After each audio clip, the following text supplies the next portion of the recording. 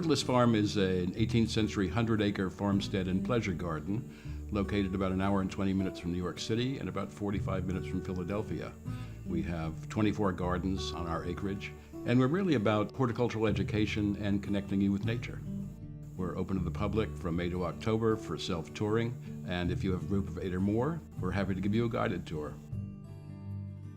The story of Hortulus Farm really begins in 1681 when Charles II of England deeded 45,000 square miles of land to William Penn. Penn, of course, was a Quaker and had been imprisoned in London for his religious views, and his idea was that he would sell parcels of land to people who were seeking to escape religious persecution in Europe. In 1683, he sold 1,000 acres of land to the Tanner Brothers of London. That parcel was subsequently inherited, resold, re-inherited, divided, sold again, until about 1748, when the Dawes and Warner families intermarried and united 300 acres into what eventually became Hortulus Farm. In the early 19th century, the Warners married into the Thompson family, and they ran the farm as a big dairy operation right into the 20th century. After 170 years of tenancy, the last of the Warner-Thompsons sold the farm in 1918 to Isaac Ryan, who ran a big sawmill operation on the property.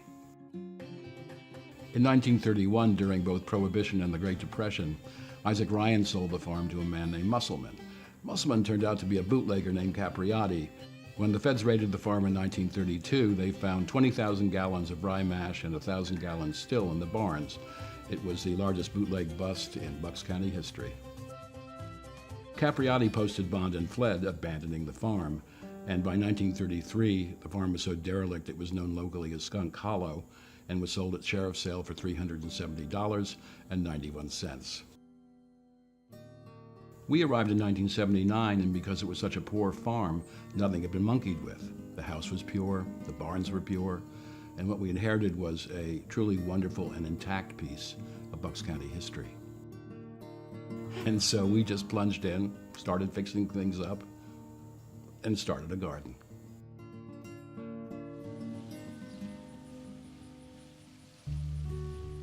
It was 1977 that a friend of mine brought me to Bucks County, and I fell in love with the architecture, the 18th century stone houses, the rolling fields, the ponds, the streams, the lakes.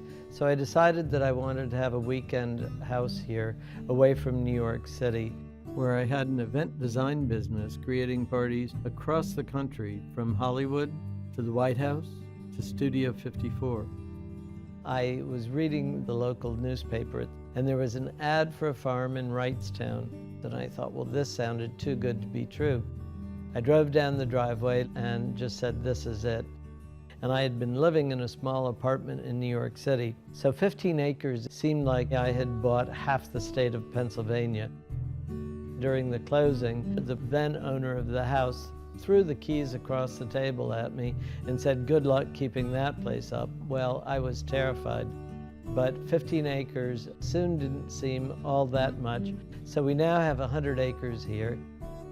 We could not possibly have accomplished all this without the help of many people, particularly our advisory board chairman, Glenn Lejeski, who generously donated 32 acres to Hortulus and helped with the creation of many of our gardens, and our farm manager, Bob Ritchie, and his wife, Rose, who have maintained the farm and helped make Hortulus the happy, beautiful place that it is.